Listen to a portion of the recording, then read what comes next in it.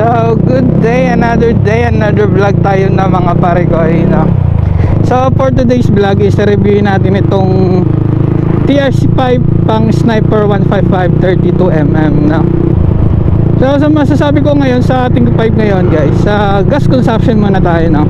Gas consumption ng TRC, masasabi kong same lang din siya sa stock, no? Actually, mas matipid pa nga siya, di ko lang alam kung bakit, pero mas matipid siya when it comes sa long ride. Yan, no? So, maliban sa maingay siya, nagpapagkamalan din siya tunog big bike din kasi guys eh. One time natanong sa akin kung ilang cc daw ba tong motor ko, sabi ko 155 lang, pero daw tunog daw big bike daw talaga. Ayun ang kinaganda sa TRC, na di ko lang alam din sa ibang brand like ng MBR1 kung tunog ano rin siya, tunog big bike. For me kasi gusto ko talaga sa muffler ko is yung bassy type siya guys. Gusto yung ma-bass yung tunog, yung talagang kapag dumaan ka sa high speed mo, pag titinginan ka talaga. Ayun talaga yung gusto ko eh. Yung tipong mapapalingon sila, kala nila big bike yung dumataan, pero 155cc lang. Ayan, so doon naman tayo sa sa tunog naman guys, na ayun nga, sabi ko nga kanina is ma-bass siya. So buong buo yung tunog niya, lalo na kapag high speed na, talagang mapapalingon talaga yung mga tao talaga sa'yo, as in. Ayun talaga yung nagustuhan ko sa TRC na to.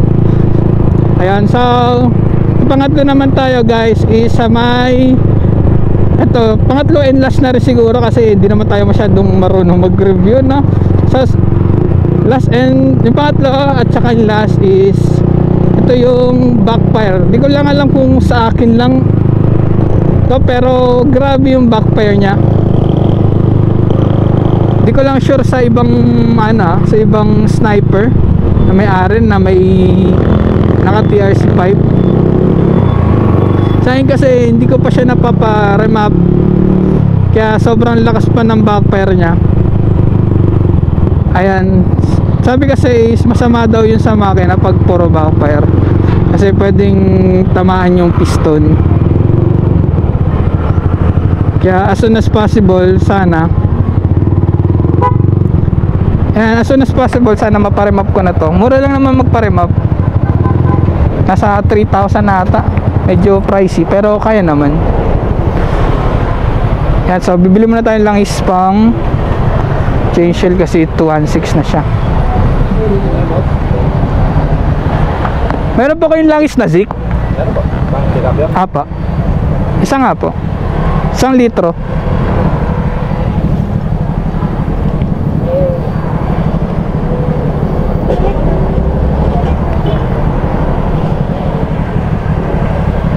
So mamaya testing natin yung tunog na tinasang.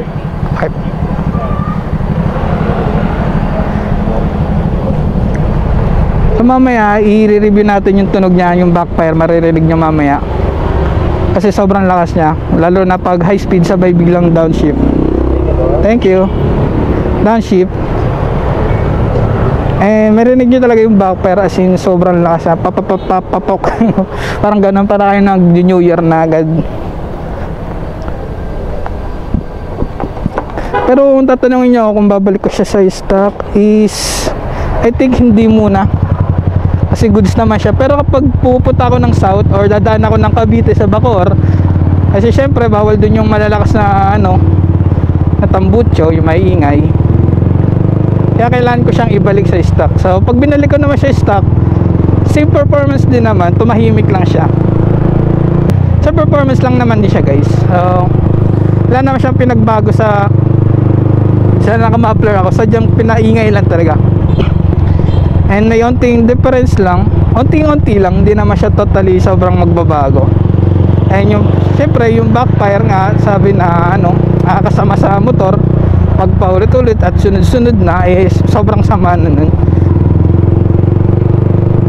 So ang diskarte ko guys, pag nagba-backfire to is syempre inahawakan ko na lang yung clutch, or for example is nasa high RPM na ako at kunyari tercera ako at naka high RPM na, tapos bigla akong mag-engine brake, tapos yung papapakpakpak, ang gagawin ko na lang dyan guys is magdadagdag na lang ako ng gear para hindi masyadong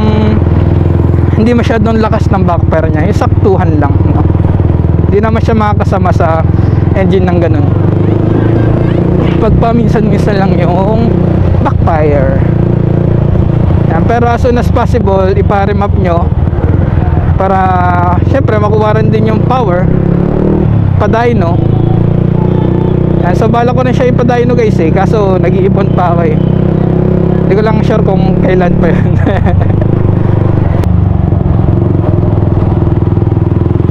So guys, I think dito sa part na to is may maririnig kayong medyo may backfire. Kasi mag-high speed tayo dito ngayon. Huwag ko lang masyado sa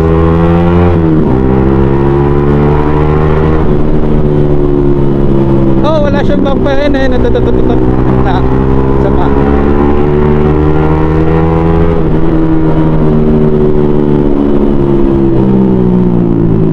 Wala siyang backfire ngayon. Na-shifting tayo na maayos. Wala siyang backfire. Tignan natin mamaya isa pa. Check natin kung ma-backfire ulit. May isa pang straight dito sa ating dadaan.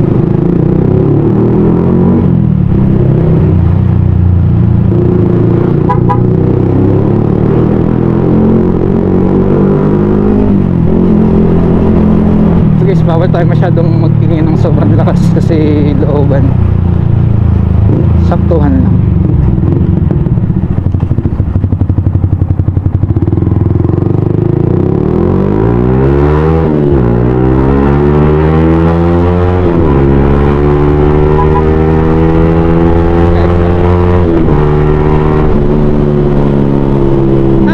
Wala siyang backfire ngayon guys.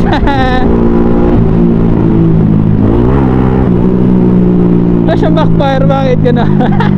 Bakit gano'n, no? Nagtaka pa, gusto pa mag backfire, pero ayun nga, minsan sobrang lakas talaga niyang backfire niya asin.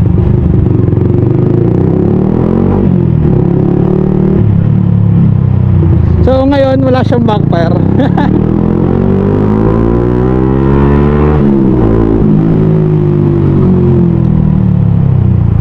So paparinig ko naman sa inyo yung tunog niya kapag isang straight na. So wait lang, magsasama muna tayo, sama natin yung kapatid natin. So ito na guys, pakita ko sa inyo, paparinig ko sa inyo ang tunog niya pag naka high speed.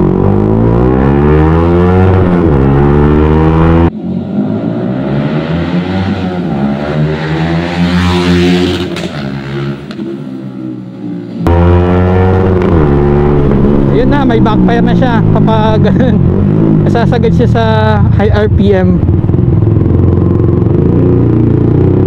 Pero pag sakto lang naman, wala naman siya.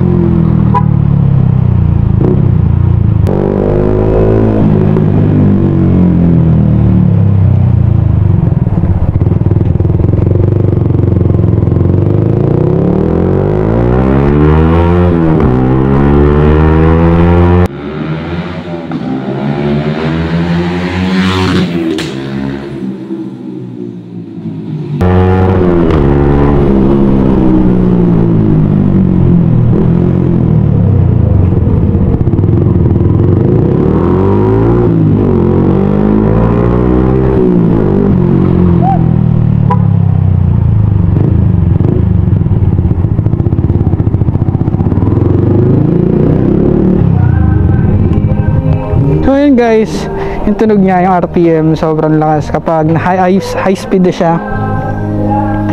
So yun lang yung simple review natin sa ating TRC. So pasensya na, medyo madumi ang ating motor. So yun lang guys, so thank you sa panonood. Okay lang yun, ako na mag-edit yan. So okay na yun, salamat. So yun guys, salamat sa panonood ng ating simple review ng TRC 5 na. So yun, may backfire pala siya guys pag nasa high RPM na, tapos di mo agad siya isi-shift. Yan. Yun lang yung review. So, maganda talaga is pa-remap na lang talaga siya guys. So, yun lang guys. Salamat sa panonood. Gia, peace.